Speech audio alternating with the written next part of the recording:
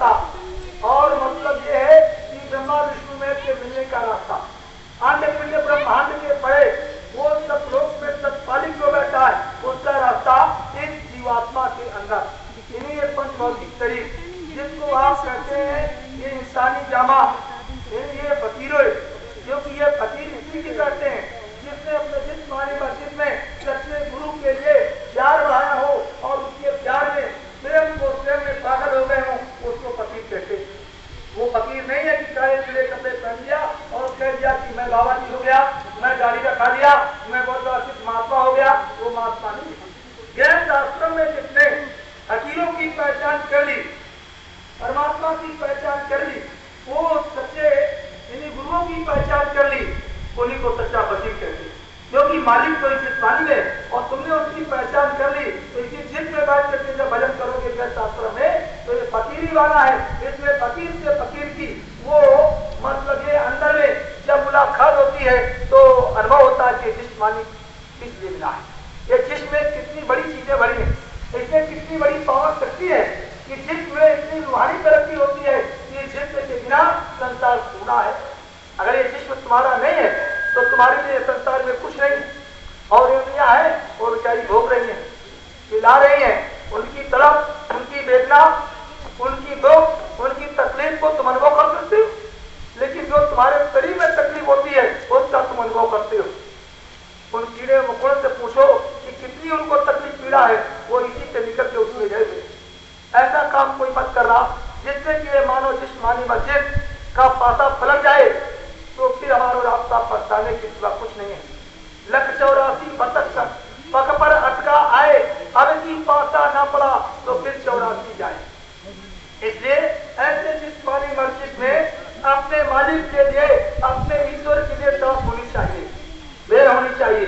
क्योंकि जब तक तड़प नहीं होगी तो संसार के लिए कौन? संसार में इस मालिक के लिए इतनी तड़प, इतनी वेदना होनी चाहिए कि जिस तरह से संसार में तुम तड़प करते हो, जिस तरह से तुम संसार के लोगों से प्रेम करते हो, जिस तरह से संसारी चीजों को पाने के लिए अपने अंदर मेहनत और मशक्कत करते हो, इसी तरह से गुरु से प्रेम होना चाहिए। तो आप सभी लोग बोलेंगे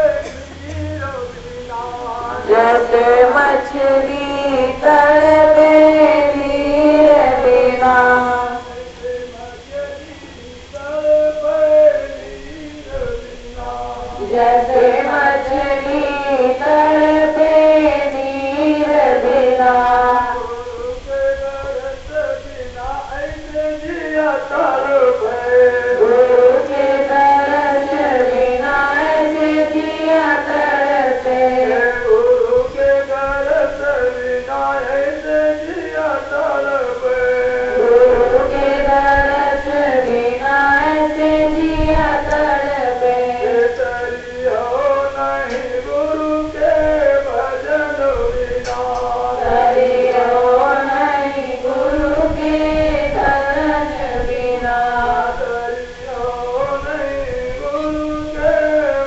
बिना तरियो नहीं गुरु के भजन बिना तरियो नहीं गुरु के वचन बिना गुरु के दर्श बिना ऐसे जिया तड़पे गुरु के दर्श बिना ऐसे जिया तड़पे जैसे दिया तड़पे पुरुष बिना जैसे दिया तड़पे गुरु के बिना गुरु के दर्श बिना ऐसे जिया तड़पे गुरु के दर्श बिना ऐसे जिया तड़पे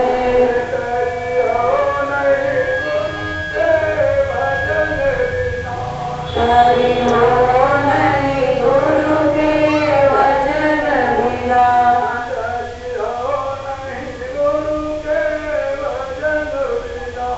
तरियो नहीं गुरु के वचन बिना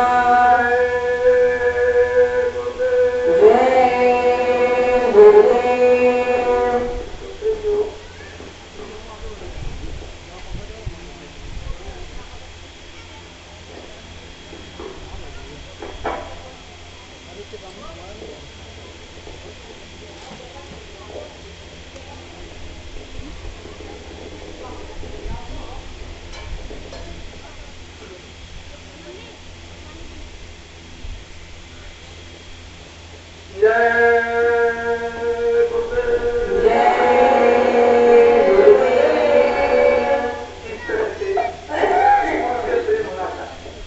जिस तरह से आप गृहस्थी में अपनी तड़प और वेदना संसार के कामों में दिखाते हो, उसी में एक पल के लिए गुरु से प्रेम बन जाए, गुरु के लिए एक तड़प और मिल जाए कि हमें गुरु से भी प्रेम करना है, क्योंकि गुरु ही हमारा सच्चा रेवल है, सच्चा मालिक है, जिसके द्वारा हमें इस समाज और परिवार का प्रेम मिला है।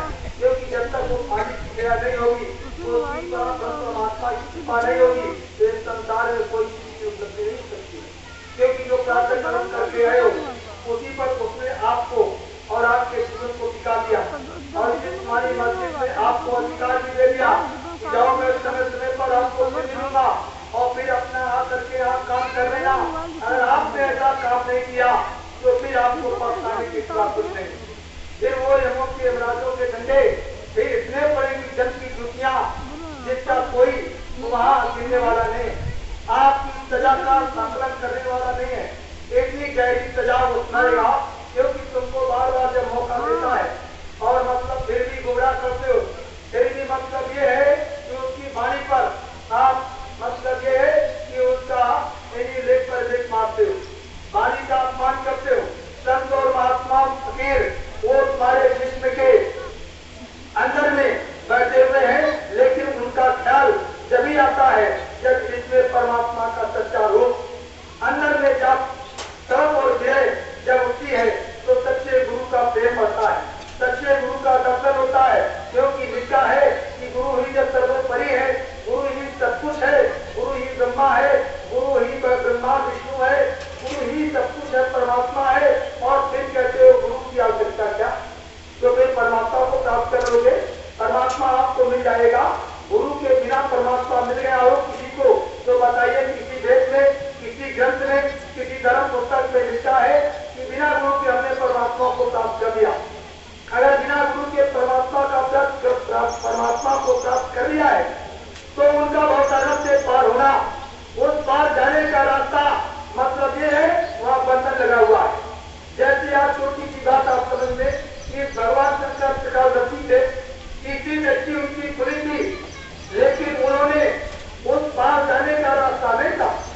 भवसागर में आज भी उन्होंने अपना समय दिया और आज भी भवसागर में समय दे रहे हैं कि उस पार जाने का, उस परमात्मा को, उस ईश्वर को, वो अनंत ईश्वर जो सबके सच्चिदानंद का सच्चिदानंद है, वो सबके परे और एक अन्यनामा आदि सच्चिदानंद प्रभु धामा, वो मालिक जो बैठा हुआ है, वो भगवान शिव को भी नहीं जान सकता।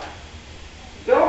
लिखा है कि गुरु में न भाव निज तरह न कोई, और चाहे विरंच शंकर शाम होई। तो ग्रंथ में लिखा कि शंकर के समान क्यों ना आप हो जाओ, एक दृष्टि खुल जाए, किसी तरह से आप कितनी भी मेहनत खोल लो, लेकिन वो आपको उतारेगा नहीं रखेगा। गुरु समझ चले जाएगा तो वहां के लोगों का, वहां के ब्रह्मांडों का ले जाने का अधिकारी होता है। पूर्ण दर्शन का सारा उन्होंने अपनी कलम से वो एक व्यापार की रचना व्यापार की। ब्राह्मणों ने देखा इसमें तो सब उल्लंघन ही उल्लंघन है, कहीं भी हमारी पूजा पाठ करें, यहाँ ब्राह्मण का भी अपमान हो रहा है, तो उनको तंग किया। जब तंग किया तो उन्होंने ब्राह्मण को वहीं पर ढक दिया और ढकने के बाद फिर उन्होंने रामचरित मानस की रचना की, जिसमें उन्होंने सारा पूजा और पाठ और सारी जप और जितना भी ये सब सम्मान प्रतिष्ठा कथा भागवत ये सब उन्होंने लिखवाया। उससे जब ये प्रसन्न हो गए उसी में हम और आप सब पत्ते हुए, और फिर उन्होंने कुछ इसमें भेद भी दे दिया। भेद भी दे दिया, ऐसा नहीं कि भेद नहीं दिया, उन्होंने भेद भी दे दिया और लिखा भी है सब कुछ। लिखा है कि नाम सदा संतनयाधीना और संत बिना कोई नाम न जीना, ये लिखा हुआ। फिर आगे लिखा है कि प्रथम है भक्ति संतकारी संगना और दूसरा राति मम कथा प्रसन्ना। उन्होंने लिखा कि प्रथम भक्ति जो लिखी हुई है, उन्होंने कहा प्रथम भक्ति मेरे वेद और पुराणों और गीता में मिलेगी। भगवान राम कहते हैं जिनकी रात्रि में उपासना करते हो, उन्होंने कहा मेरी प्रथम भक्ति वेद पुराणों में मिलेगी। वो ऊपरी भक्ति है, लेकिन अगर तुम मुझे पाना चाहते हो, मेरे साकेत धाम में मेरे आना चाहते हो, मेरे धाम का नाम साकेत धाम है, मेरे लोक में आना चाहते हो, मेरा तुम दर्शन करना चाहते हो, मुझसे रूबरू मिलना